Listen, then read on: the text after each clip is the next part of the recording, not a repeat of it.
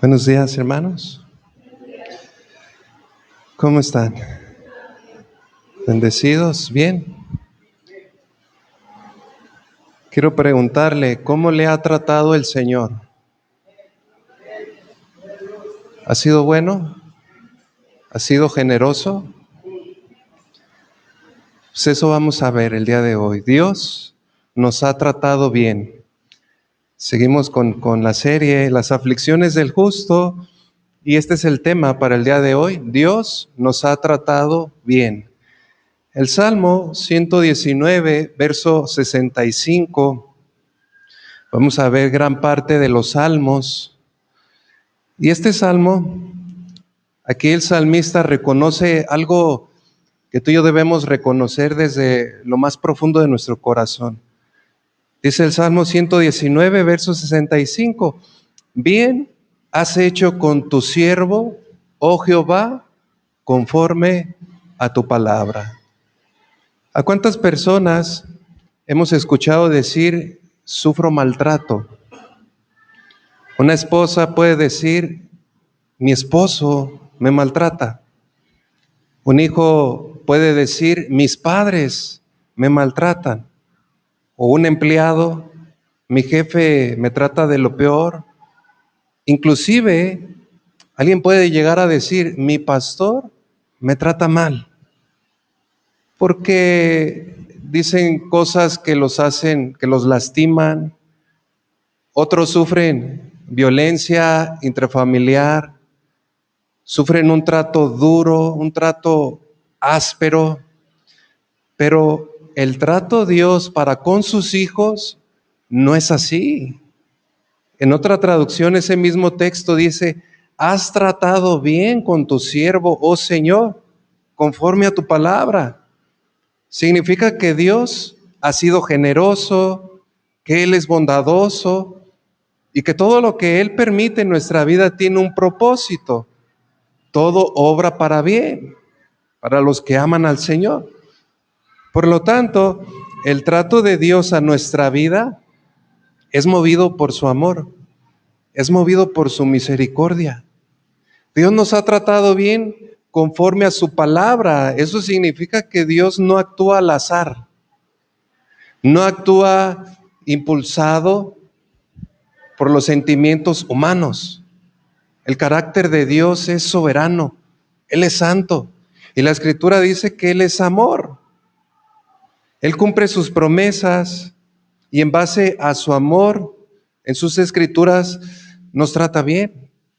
Es como un niño pequeño que recibe la disciplina de parte de su padre. El padre no lo disciplina porque lo quiera lastimar, ¿verdad?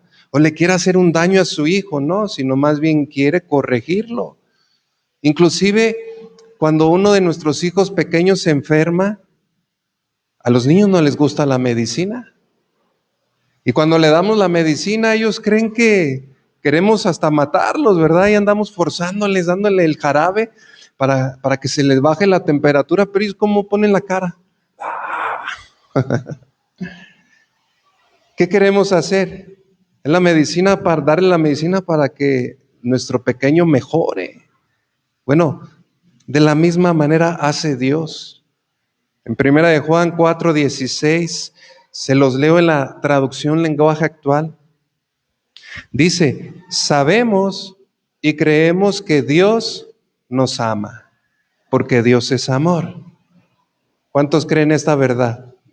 Dios nos ama. Cualquiera que ama a su hermano está íntimamente unido a Dios. Dios nos trata bien. Si el día de hoy estamos parados en este lugar, si pudimos disfrutar de un buen desayuno, si alabamos a Dios con libertad, si en este momento respiramos, recibimos su palabra en nuestro corazón, todo esto es por pura misericordia. Por las misericordias de Dios, recuerden, no hemos sido consumidos. Entonces podemos decir con claridad que Dios nos ha tratado con amor y Él nos ha tratado con misericordia. Lo triste es que el pueblo de Dios a menudo no responde al amor de Dios. Por esa razón y por otras razones que ya hemos visto a lo largo de esta serie, pues Dios tiene que tratarnos con pruebas. Él permite que se levante la aflicción. Pero aunque su pueblo trate mal a Dios, aunque no respondamos de la mejor manera a la prueba, a la aflicción, Dios siempre nos trata bien. Nos trata bien. Nos trata bien en medio de las pruebas. Nos trata bien en medio de las aflicciones. Aún en medio de la corrección y de la disciplina que Dios permita, Dios nos trata bien. Dios es amor. Y de su fuente bendita emanan todos esos actos de generosidad para cada uno de nosotros. Y vamos a tratar de responder a la pregunta, ¿de qué maneras trata Dios bien a su pueblo? En primer lugar, vemos que Dios trata bien a su pueblo al enriquecerlo con diversas misericordias. El Salmo 65, verso 9. Aquí vemos la generosidad de Dios para con la tierra. Y dice el verso 9, visitas la tierra y la riegas, en gran manera la enriqueces. ¿Cómo la enriquece? Con el río de Dios, lleno de aguas. Preparas el grano de ellos. Cuando así la dispones, haces que se empapen sus surcos, haces descender sus canales, los ablandas con lluvia, bendices sus renuevos.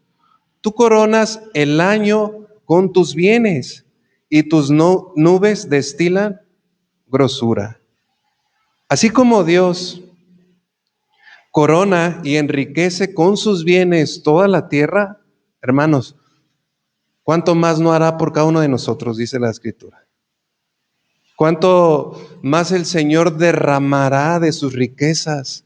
Dice el texto que Él nos ha coronado de bienes. Es decir, Dios nos ha rodeado con muchas bendiciones. Nos ha cuidado como un padre paterno, un padre que cuida de la vida de sus pequeños, como un polluelo. ¿Recuerdan la analogía que usó Jesús? ¿Cuántas veces quise juntarte, oh Jerusalén, como una gallina junta a sus polluelos? Pero ¿cuál fue el problema? Que tú no quisiste. Entonces, cuando el hombre no quiere o rechaza el amor de Dios, o no ha entendido el amor de Dios, por eso vemos cómo está el mundo, ¿no? Tanto problema, tanto caos. Dios nos sustenta día con día. El día de hoy nos dio alimento. ¿Cuántos desayunaron? Y si no desayunó fue porque se levantó tarde, ¿verdad? Pero alimento había en su casa, ¿verdad? Al salir hay alimento, ¿sí? Dios nos ha vestido. Si tenemos hoy salud, ha sido por la misericordia de Dios. El aire, la fuerza, todo lo que tenemos significa que Dios nos ha tratado bien. Pero aquí hay una objeción. ¿Cómo es que Dios trata bien a los santos cuando los aflige? Bueno, en nuestra mente humana ahí objetamos. Es decir, se nos es muy difícil comprenderlo. Porque recordemos que cuando entramos en una aflicción, lo primero que debemos hacer es someter nuestros pensamientos a la voluntad de Dios. ¿Sí? Debemos someterlos. La Escritura dice que llevemos cautivo todos nuestros pensamientos que se rebelan a no aceptar el trato de Dios. Recuerden que negarnos al trato o quejarnos del trato de Dios, eso es pecado. ¿Sí? Hace unas semanas encontré ahí a una persona. Ella me reconoció. Me había visto en unos funerales. Oh, yo lo conozco a usted. Digo, hola, mucho gusto. Resultó ser familiar de una de las hermanas de aquí de la iglesia. Entonces yo le pregunté, ¿dónde te congregas? En Casa de Oración Centro. Qué bueno. Sí, fíjate que mi esposo y yo decidimos retomar los caminos de Dios. Mi esposo era un ateo, de esos que creen en la ciencia, ¿no? Negaba la existencia de Dios y todo eso. Entonces se vinieron una serie de problemas en nuestra vida. Y yo en este momento estoy esperando un diagnóstico. No sé qué me diga el doctor, pero yo siento paz. Yo confío que el Señor, pues, me puede librar de esta, me puede sanar.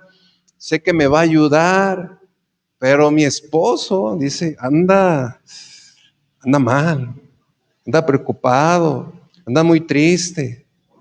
Le digo, oye, ¿y se queja tu esposo de Dios? No, él se está acercando más a Dios. Le digo, qué bueno, qué bueno. Porque si ustedes mantienen esta buena actitud y decir, bueno, estoy enferma, estoy preparando el diagnóstico, pero yo confío en Dios, yo estoy seguro que Dios me puede librar de esta, ¿sabes? Dios puede darte la sanidad de un momento a otro. Pero si por otro lado te quejas y cuestionas a Dios y ¿por qué permites? Puede que Dios prolongue esa enfermedad o hasta empeore en algunos de los casos, ¿sí?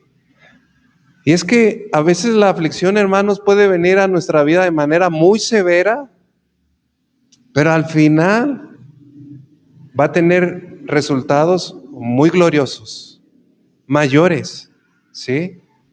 Entonces, ¿cómo puede decirse que Dios trata bien a su pueblo cuando está imponiendo su mano con tanta fuerza sobre ellos por medio de una prueba, por medio de una aflicción? En el Salmo 73, verso 13, vemos un ejemplo. Este salmo ya lo hemos estudiado, sobre todo en la serie que vimos de los salmos. El autor es Asaf. Y noten lo que él escribió. El Salmo 73, verso 13. Verdaderamente, en vano he limpiado mi corazón y lavado mis manos en inocencia. Aquí está hablando de la vida cristiana, ¿sí? Él dice, pareciera que la vida de ser cristiano no vale la pena. Como si fuera en vano todo lo que yo hago, me santifico, asisto a la iglesia, escucho su palabra, alabo, adoro a Dios, ofrendo. Parece que todo eso es en vano. Y luego dice, pues he sido azotado todo el día y castigado todas las mañanas. Aquí vemos a Asaf frustrado. ¿Por qué? Porque estaba en disciplina, ¿sí? Pero noten bien que él había sido oprimido, todo ese azote que había venido a su vida fue por causa de que él había desviado su mirada. ¿Recuerdan? ¿Sí? Dice que él intentaba obedecer a Dios, pero solo sufría problemas. Yo le pregunto, ¿cuántos en algún momento nos hemos sentido así? Pero escuche bien, es muy peligroso, ¿sí? Porque esto lo hizo dudar de su fe. Es como un niño que hace todas sus tareas, ¿verdad? Cumple, se porta bien, pero ve que otro niño rompe las reglas, no hace su tarea y su mamá pues, lo tiene a puro premio, con los juguetes que quiere. Al salir le compra lo que el niño quiere y el niño se frustra y dice, pero si yo hago todo bien. Bueno, así se sentía Asaf. Pero todo esto, hermanos, vemos la respuesta en el verso 1, 73:1, dice, ciertamente es bueno Dios para con Israel, para con los limpios de corazón. ¿Cómo es? ¿Cómo es Dios? Él es bueno. Y dice, en cuanto a mí, casi se deslizaron mis pies, por poco resbalaron mis pasos. Y ahí está la respuesta de su aflicción y su azote. Porque tuve envidia de los arrogantes, viendo la prosperidad de los impíos. ¿No dice la Escritura que no debemos envidiar nada de nuestro prójimo?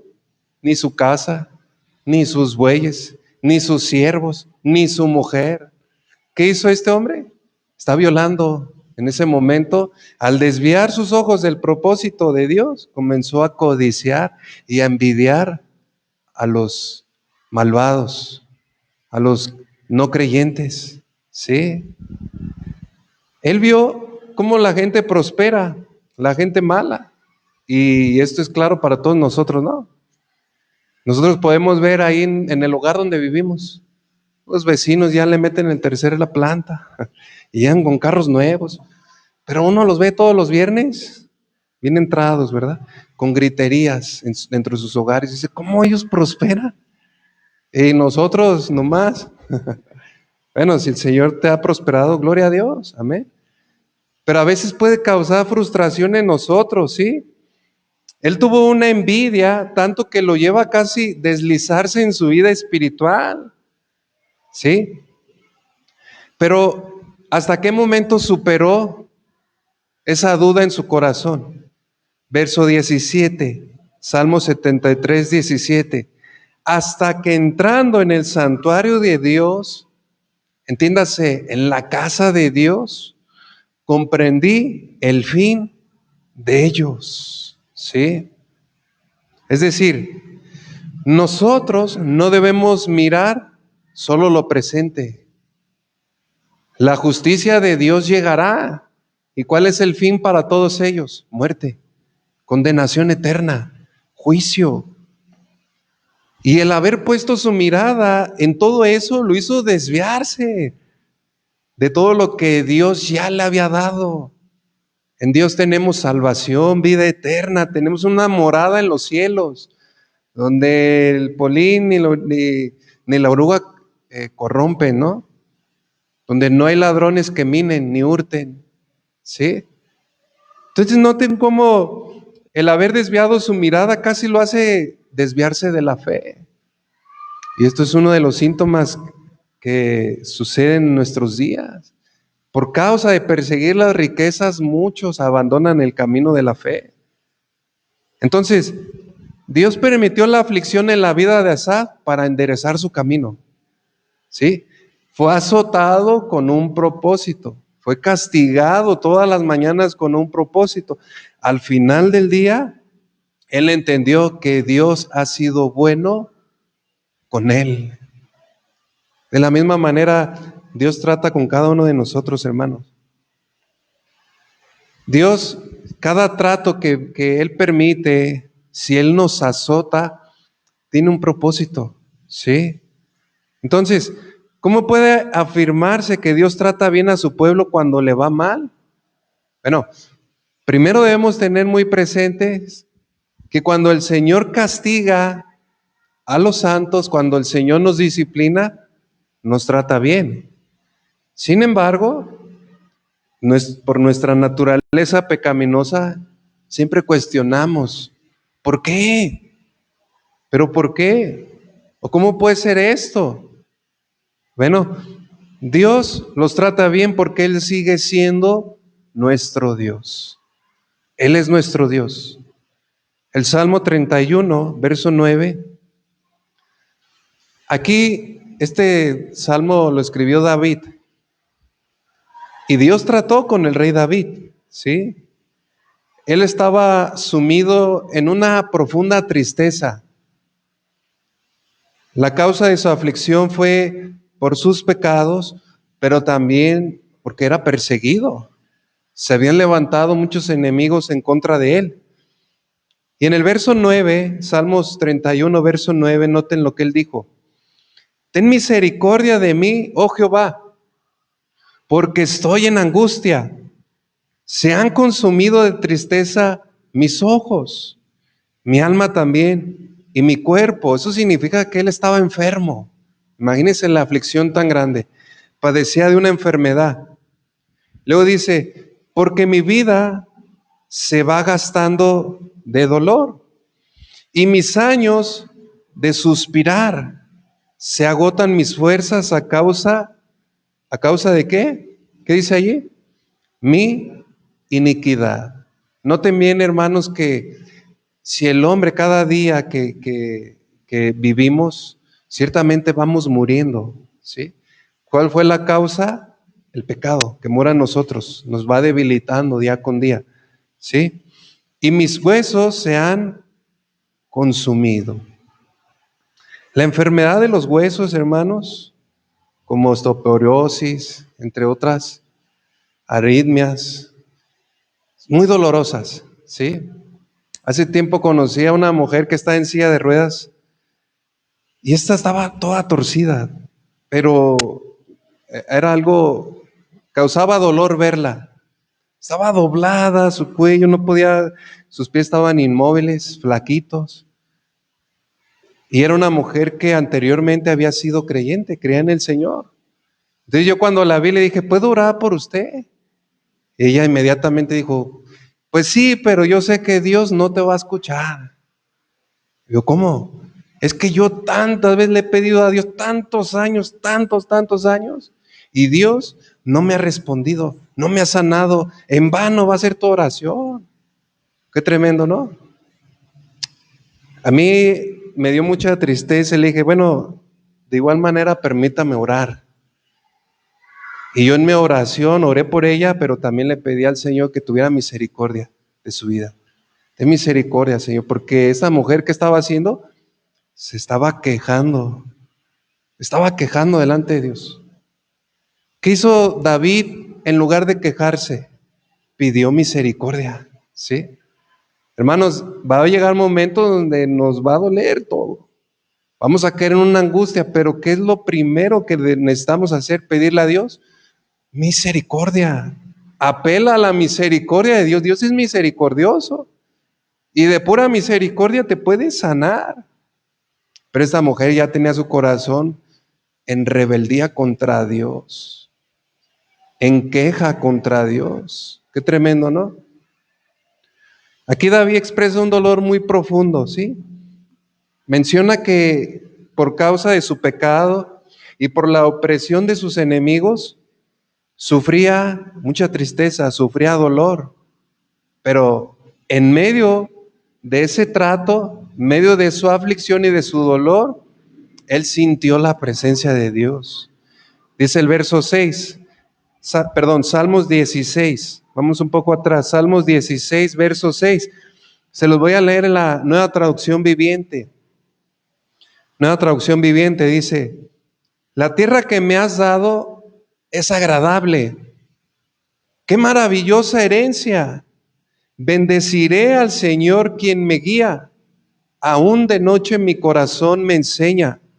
Sé que el Señor siempre está conmigo. No seré sacudido porque Él está aquí. ¿Dónde? A mi lado, en mi corazón. No importa lo que suframos, Dios siempre estará con nosotros. Y Él nos va a ayudar, lo vamos a ver más adelante. En medio del dolor, Dios nos va a ayudar, nos va a fortalecer. Dios promete estar en nuestra vida aún en medio de las aflicciones. Aún en esos momentos donde decimos, ¿y dónde está Dios? ¿Dónde está? Él promete estar allí. La recompensa final será muy grande, hermanos. Como Dios se lo dijo a Abraham, en Génesis 15:1, se lo leo. Después de estas cosas vino la palabra de Jehová a Abraham en visión diciendo, no temas, Abraham, yo soy tu escudo y tu galardón será sobremanera grande. Si la palabra grande es mucho, ahora sobremanera. ¿Cómo va a ser el galardón? Es grande, va a ser muy grande. En el paraíso, en los cielos, en la eternidad, dice la Escritura que ya no habrá más llanto, no habrá más dolor. Todas esas cosas pasaron. Es más, ni vamos a tener memoria de las aflicciones. No vamos a tener memoria de los dolores que pasamos en la tierra. No vamos a tener memoria de los maltratos que sufrimos. No, porque todas esas cosas que dice, pasaron. Sí. Alguien dijo, quien tiene a Dios como su Dios posee un patrimonio invaluable. Si Dios entrega a su pueblo para ser su Dios, esto es suficiente para compensar todas sus dificultades. Como dijo Pablo, Jesús le dijo a Pablo, bástate mi gracia. Lo único que necesitas es mi presencia en tu corazón, es lo único. Dios, en segundo lugar, Dios ha tratado bien a su pueblo mientras los aflige, ¿sí? Mientras les inflige mal, les hace bien. Cuando nosotros los cristianos nos va mal, aún en eso, Dios nos trata bien. Porque mientras Él nos aflige, está tratando para un beneficio. El salmo que leímos, el 119, 65, el salmista dijo, bien has hecho con tu siervo, oh Jehová, conforme a tu palabra. Esa palabra se traduce como, me has tratado bien. En el versículo 71, Salmo 119, verso 71, hermano, este versículo, márquelo ahí en su Biblia, ¿sí? Para que tenga memoria de él. ¿Sí? Vean lo que dice. Bueno me es haber sido humillado, para que aprenda tus estatutos. Estaba escuchando parte de la enseñanza del pastor Chuy la mañana. Hablaba del orgullo, ¿no? La soberbia. Dios en su soberanía ejerce todos sus atributos en base a su amor, a su santidad. Él hace lo que Él quiere, como Él quiere y cuando quiere, ¿sí? Pero cuando alguien se rebela contra su autoridad, ¿qué tiene que hacer Dios? Tratar con él, ¿sí?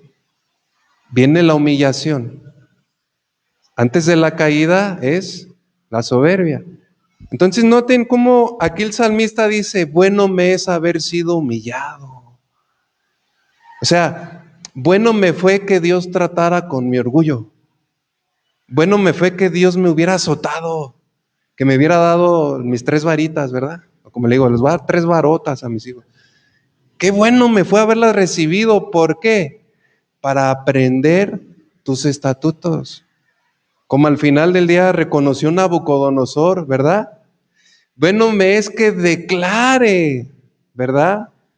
Que yo declare con mis labios la grandeza de Dios, sus obras maravillosas, su poder. Él da el reino a quien Él quiere y se lo quita a quien Él quiere, ¿verdad? Entonces, aquí el salmista dice, bueno, me es haber sido afligido. Aquí David afirma que le fue bien en la prosperidad. Perdón, no afirma que le fue bien en la prosperidad, sino le fue bien ¿dónde? En la aflicción, en la corrección. Y es que Dios siempre nos va a beneficiar mediante la aflicción. Y hay 2 maneras. Número 1, la aflicción hace a los piadosos más sabios. La vara y la corrección que dan, sabiduría. Amén. En esta escuela de la sabiduría, el primero que se revela es el orgullo, la mundanalidad, nuestras pasiones que moran en nuestro corazón. Pero es en medio de la aflicción que Dios cura el alma, que Dios depura esos pecados escondidos, ¿sí? Y en segundo lugar, la aflicción promueve la santidad. En Hebreos capítulo 12, verso 10, se lo leo. Y aquellos ciertamente por pocos días nos disciplinaban como a ellos les parecía. Aquí el autor pone el ejemplo de la disciplina que ejercen los padres sobre los hijos. Ellos los disciplinaban como bien les parecía. Pero dice, pero hablando del Señor, pero para lo que nos es provechoso, para que participemos de su santidad. Significa que cuando somos azotados por Dios, así como lo vimos la semana pasada, ¿verdad? Que Dios permite que el enemigo aún se levante y nos abofetee. Todo esto, hermanos, es para que seamos partícipes de su santidad, para que dentro de nosotros seamos más limpios, más puros, ¿sí? Cuando se levanta la queja o el orgullo en nosotros, eso siempre va a opacar la gracia de Dios. Y es ahí donde Dios va a permitir que venga más aflicción, ¿sí? Jesús dijo que debemos entrar por la puerta estrecha. Y uno diría, ¿qué tan estrecha es la puerta? Bueno, es tan estrecha donde no puede entrar el orgullo, tu vanidad, tu mundanalidad. No puede entrar. Y luego, ¿cómo es el camino? Angosto, ¿sí? Y difícil. Quiere decir que en ese caminar, pues estamos siendo purificados. Dios está tratando con nosotros para que lleguemos a ser conforme a la imagen de Dios. Número 3, Dios nos trata bien porque no nos deja sin promesa. Las promesas de Dios son fieles. Dios ciertamente conoce nuestra condición. Somos polvo, ¿sí? Somos débiles, somos frágiles. No tenemos una coraza de hierro, no. Somos de barro, ¿sí? Sin embargo, Dios nos da una promesa en 1 Corintios 10, verso 13. Se los voy a leer en la Nueva Traducción Viviente. 1 Corintios 10, verso 13 dice: las tentaciones que enfrentan en su vida no son distintas de las que otros atraviesan. Y Dios es fiel. Esta es la promesa. Dios es fiel. No permitirá que la tentación sea mayor de lo que puedan soportar. Y cuando sean tentados, Él les mostrará una salida para que puedan salir. Significa que esa prueba que sobrevenga en nuestras vidas no será mayor de lo que tú y yo podamos soportar. Usted puede imaginarse, yo tengo niños pequeños, a veces los llevo, vamos al mandado, ¿no? Le compramos también la despensa a mi mamá. Entonces llevamos como unas 10 o 15 bolsas pesadas, ¿no? Entonces ahí nos anda porque vamos todos y, ay, ¿cómo vamos a cargar? Entonces imagínense, yo le pongo unas 5 bolsas al lomo de mi hija y otras 5 bolsas a mi hijo. ¿Qué va a pasar? Bueno, se va a caer, ¿no? Ni las va a poder. Entonces yo trato de agarrar 1 kilo o 2 máximo, le digo, y les pregunto, hija, ¿sí la puedes?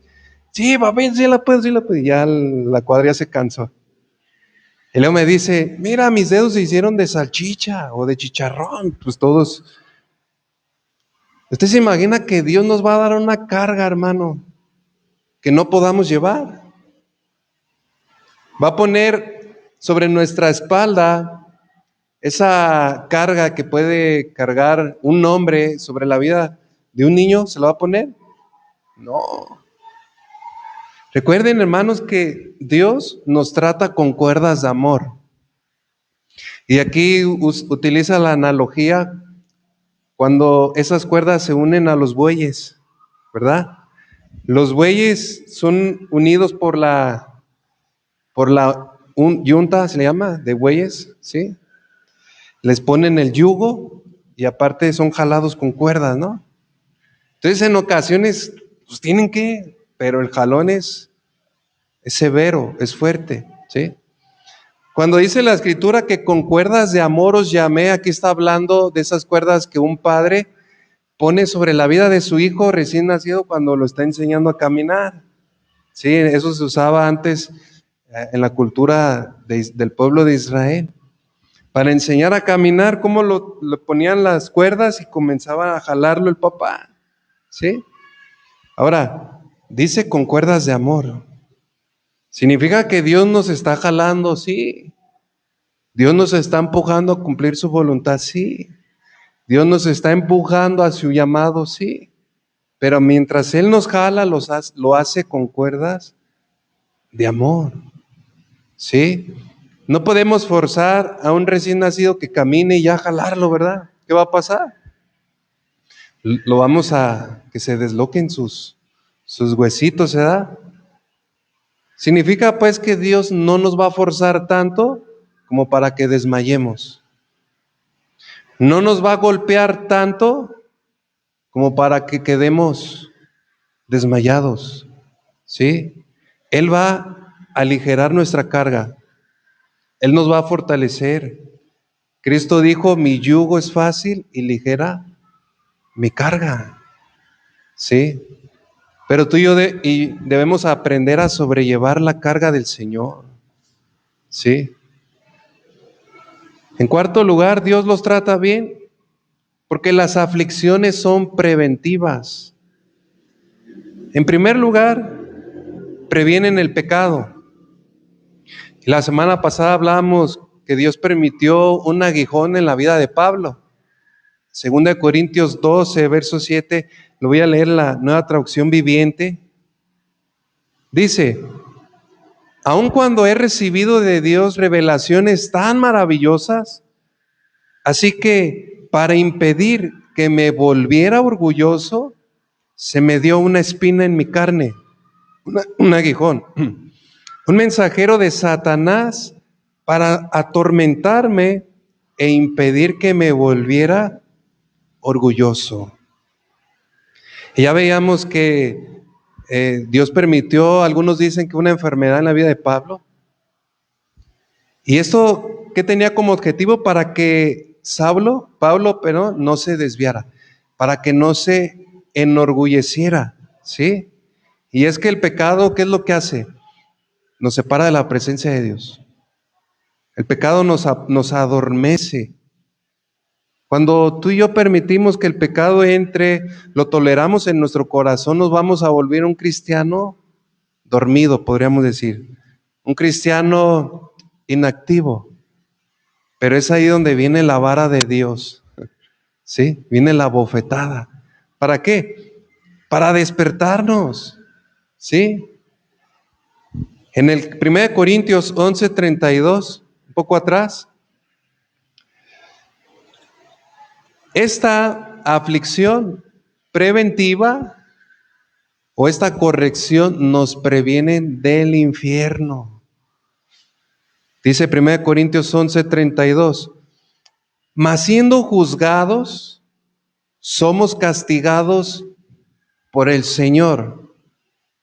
Aquí está hablando de ese juicio, nos hacemos partícipes en Cristo, en la muerte cuando Jesús estuvo en la cruz. ¿Recuerdan? En esa cena Él llevó todos nuestros pecados. En ese momento fueron juzgados nuestros pecados. Dios ya juzgó allí nuestros pecados. Él ya nos perdonó por medio de Cristo. Sin embargo, lo que sufrimos es la disciplina del Señor, los azotes, aún las abofetadas de Satanás, ¿sí? Cuando tú y yo somos disciplinados, vean lo que dice, para que no seamos condenados con el mundo. Si nosotros vemos, hermanos, porque la Escritura dice que Dios a quien ama, disciplina, y azota a quien recibe por hijo.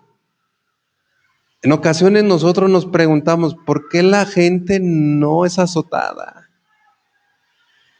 Bueno, la gente para que llegue a ser un hijo de Dios, primero debe de arrepentirse de sus pecados. Pero Dios no va a disciplinar, ¿verdad? Dios no va a disciplinar a los que no son sus hijos. ¿Hasta cuándo el Señor va a tolerar su disciplina y va a derramar su ira? Bueno, cuando venga el juicio del trono blanco, cuando sean condenados. Entonces, si tú y yo nos negamos a recibir la disciplina del Señor hoy, hermanos, esa disciplina la vamos a recibir ¿dónde? Es tremendo, ¿no? Entonces, no es bueno quejarnos. No es bueno quejarnos y decir, bueno, si es necesario que yo sea disciplinado hoy, qué bueno, qué bueno. Para que yo no sea partícipe con los que van a ser condenados en el mundo. Dios nos trata bien. Dios nos aflige levemente para librarnos de una ira que esa sí va a ser severa. Esa sí va a ser fuerte. La corrección evita a que tú y yo compartamos ese castigo final que el mundo va a enfrentar. Significa pues que si Dios nos ha tratado bien, aun cuando nos castiga, entonces eso es bueno. Eso es bueno. Y es apropiado que tú y yo tengamos buenos pensamientos para con Dios. Porque nuestra naturaleza pecaminosa siempre va a cuestionar a Dios. Va a decir, ¿por qué? ¿Por qué a mí? ¿Por qué a mí? Pero es apropiado que tú y yo mantengamos pensamientos buenos delante de Dios. Alguien dijo, el proceso de formación, la disciplina del Señor y las aflicciones de Dios son como golpes de un padre, no heridas de un enemigo. Dios castiga para salvarnos. Dios nos castiga y levanta la aflicción no para amargarnos, no para hacernos la vida imposible, sino para librarnos de algo mayor. ¿Sí? Usted ha visto escenas, eh, por ejemplo, una casa se está incendiando, ¿no? Y la persona que está adentro, si no sale de allí, va a ser consumida por el fuego. Entonces quien está de afuera le dice, mira, salta, te vamos a agarrar. Pero salta y dice, no, no, lo hace por su bien, ¿verdad? Pero esta persona prefiere, por temor, prefiere quedarse dentro de la casa y morir quemado. A pesar de la dureza que pueda venir, la dureza de la aflicción o la dureza de la vara o del azote, a pesar de esa dureza, hermanos, allí va a brotar la bondad de Dios. Vamos a ver la mano de Dios. Y aunque no entendamos, como le sucedió a Job, aunque no entendamos por qué razón sufrió tales cosas, delante de su presencia dice la Escritura que comprenderemos todo. Todo lo vamos a comprender. Entonces, el proceso de formación, la disciplina del Señor, las aflicciones de Dios son como golpes de un padre, no son heridas de un enemigo. En 1 Tesalonicenses 5:18 dice la Escritura que debemos dar gracias a Dios en todo, en todo. Job bendijo a Dios en su aflicción. Jamás le creó a Dios, le atribuyó a Dios despropósito alguno. Y es que un alma llena de gracia no solo justifica a Dios en la aflicción, sino que lo magnifica. En quinto lugar, Dios trata bien a su pueblo cuando aflige, porque todo lo que hace es por amor. Apocalipsis 3, verso 19. Este versículo también allí, márquelo en su Biblia. Apocalipsis 3, verso 19. Vemos que el castigo de Dios es una señal clara de que eres un hijo de Dios. Vean lo que dice. Yo reprendo y castigo a todos los que amo. ¿Quién dice esto? El Señor. Yo reprendo y castigo a todos los que amo. Sé pues celoso y arrepiéntete. ¿Usted recuerda aquella escena cuando Dios le pidió a Abraham que ofreciera a su hijo Isaac, el hijo de la promesa, que lo ofreciera en sacrificio? Miren, aquí Dios estaba probando la fe de Abraham. Y es que Dios le pidió algo que él más amaba, ¿sí? Pero por encima del amor que él tenía a su hijo, Abraham amaba más a Dios, ¿sí? Ahora, cuando A mí esta escena sí me impacta, ¿no? Está Abraham con su hijo, preparan el altar y el muchacho le dice, pues ya está todo, pero ¿dónde está la ofrenda? ¿Y qué le dijo Abraham?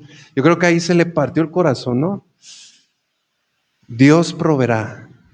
Esa palabra, hermano, Dios proveerá, está hablando de la fe que tenía Abraham. Mira, si tú mueres, a pesar de todo eso, el Señor va a cumplir su promesa. Él va a proveer ofrenda en el altar. Y esto apuntaba a Jesús, ¿sí? Pero cuando Él dice, Dios proveerá, en ese momento lo toma y levanta el cuchillo. Yo le pregunto, al levantar el cuchillo, ¿lo hizo con odio? ¿Cómo lo hizo? Con dolor. Lo hizo con, el corazón se le partió. Digo, Dios me lo pidió, pero lo voy a hacer, pero levantó el puño. ¿Sí? En ese momento, ¿qué hizo Dios? Fue suficiente. Detente, no lo mates. Pasaste la prueba, no me rehusaste a darme tu hijo. Bueno, hermanos, ahora vayamos a la escena cuando Jesús está en la cruz. Dios levantó su mano sobre él porque dice que el castigo de nuestra paz fue sobre él. Y por su llaga nosotros fuimos sanados. Toda la ira de Dios fue derramada sobre Jesús, al que no conoció pecado por nosotros, lo hizo pecado. Todo nuestro castigo, todos nuestros pecados, quien merecíamos morir éramos nosotros, pero en nuestro lugar, ¿quién estaba? Jesús. Jesús era esa ofrenda. Cuando dijo Abraham, Dios proveerá, estaba apuntando a Jesús. Dios proveyó la ofrenda para el sacrificio. Bueno, yo le pregunto, cuando Dios levantó su mano y derramó su ira sobre su hijo, ¿lo hizo con odio? ¿O cómo lo hizo? ¿Se da cuenta que es la misma escena? Lo hizo con amor. Levantó su puño y derramó sobre él la ira, sobre su hijo. Y fue tanto, hermanos, que Dios por un momento tuvo que dejarlo solo y Jesús dijo, Padre, Padre, ¿por qué me has abandonado? ¿Sí? En Mateo 3:17, vean lo que dice.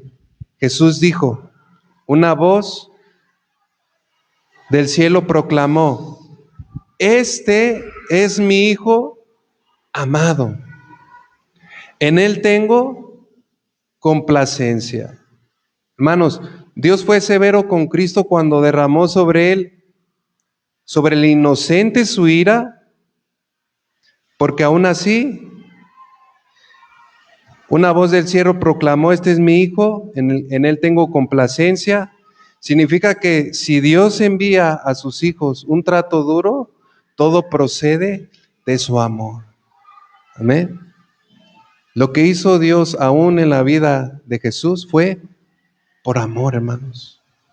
¿No dice el texto? Porque de tal manera amó Dios al mundo, que hizo, que envió a su Hijo unigénito para que muera en la cruz.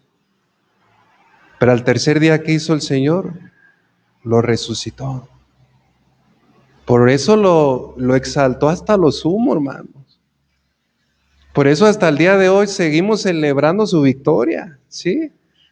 Por eso cada día de reunión le cantamos con nuestro corazón. Y por la eternidad y hasta la eternidad derramaremos sobre Él nuestra alabanza, nuestra adoración. Él es digno. Pero todo esto, hermanos, procedió del amor de Dios para salvarnos. Significa pues que Dios trata bien cuando nos aflige. Dios nos trata bien. Finalmente, Dios trata bien a su pueblo cuando aflige, porque la aflicción nos conduce hacia el cielo. ¿Hacia dónde nos conduce? Hacia nuestra morada celestial. Segunda de Corintios 4:17. Segunda a los Corintios 4, verso 17 dice, porque esta leve tribulación momentánea produce en nosotros un cada vez más excelente y eterno peso de gloria. Cuando dice leve tribulación, pero quiero que encierre esas tres palabras, dice leve tribulación momentánea, leve y momentánea. ¿Qué significa breve? Rápido, ¿no? Momentáneo, es un momento a otro, ¿sí? Significa que esta tribulación, hermanos, que estamos padeciendo, no tiene comparación con lo que es terrenal. No tiene comparación con las recompensas celestiales. Aquí está hablando de los sufrimientos presentes, de lo que estamos padeciendo hoy día. Tú y yo debemos tener esta realidad en nuestro corazón de que lo que estoy pasando en mi vida, que esta aflicción es breve, ¿sí? Que es momentánea, que va a pasar. Y yo le pongo un claro ejemplo. Al día de ayer me conecté ahí de la aplicación, me traje una persona de la clínica 34. Cuando subió la persona, la recogí en urgencias. Ella, desde que la vi, estaba quejándose, era una señora con su hija y venía llorando del dolor.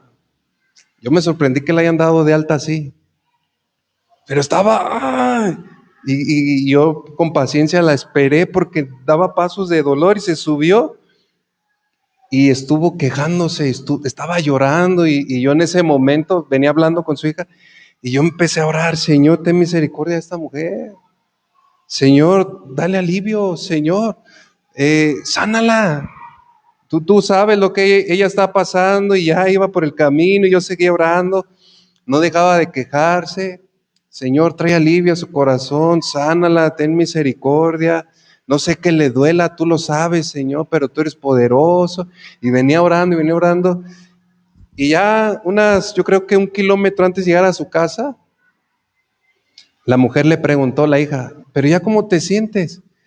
No, ya no me duele. No, no sé, como que ya hizo efecto, dice, ya hizo efecto la medicina que me dieron. Y yo, ¿eso crees? ¿Verdad? ¿Quién fue, hermanos? ¿Yo? ¿Mi oración? Fue Dios, hermanos. A Dios sea la gloria, amén. A Dios sea la gloria. Y me sorprendió que se bajó bien. Y hasta propina me dio. Se bajó bien. Hermanos, yo ahí pude ver lo momentánea que son las tribulaciones. ¿Sí? ¿Cómo son? Son leves. Se bajó la mujer y ya se sentía mejor.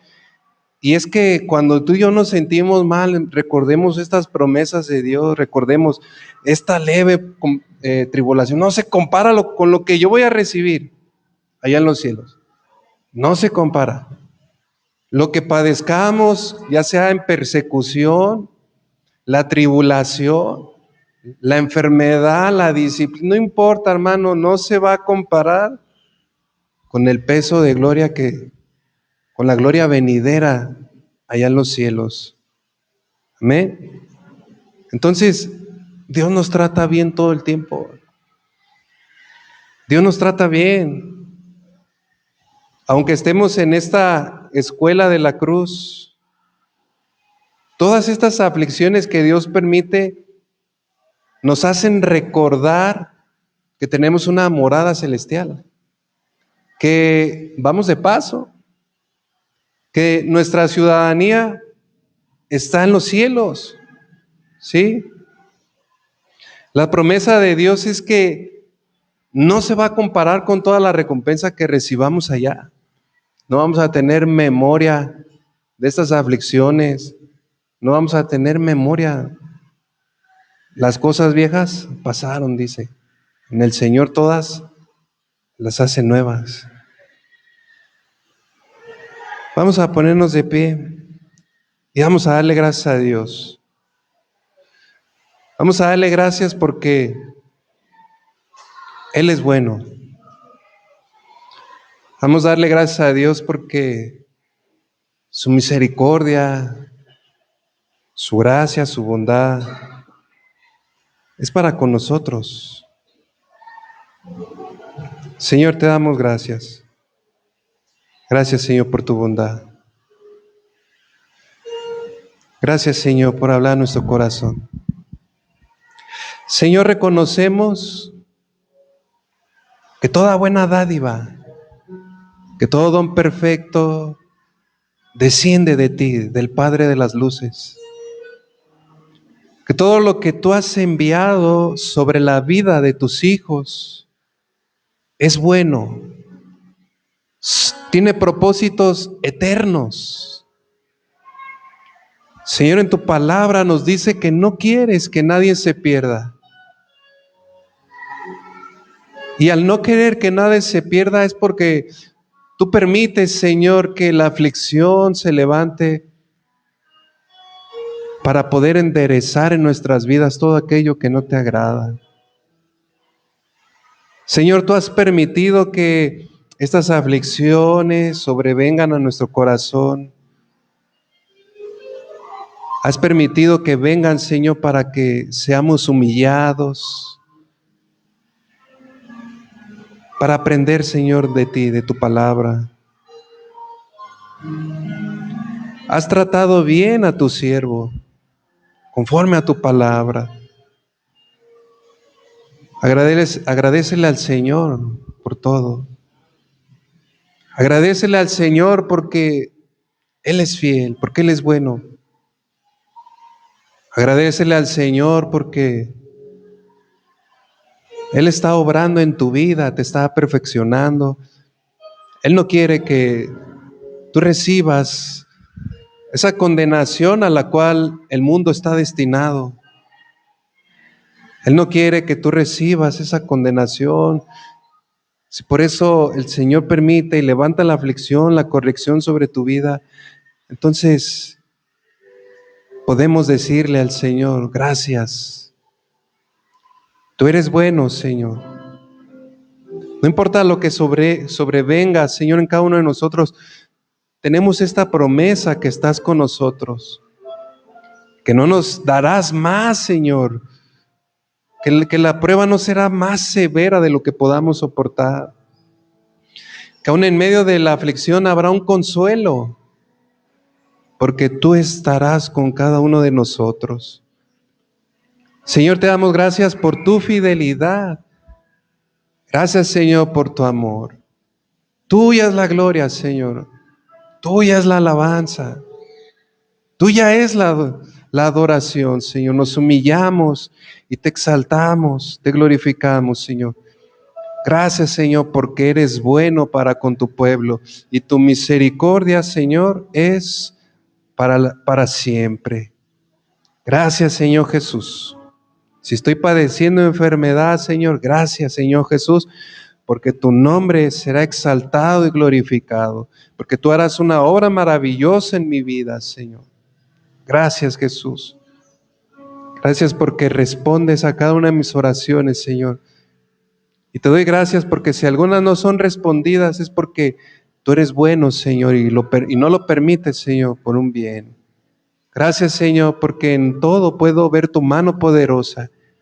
Gracias porque puedo ver a mi familia y tú nos sustentas. Gracias, Señor, por todo lo que tú has permitido, Señor.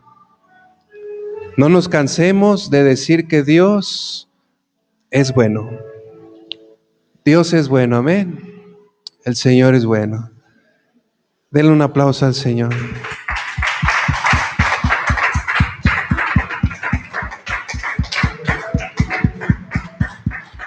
Que el Señor les bendiga, hermanos. Si Él nos permite, nos vemos en nuestra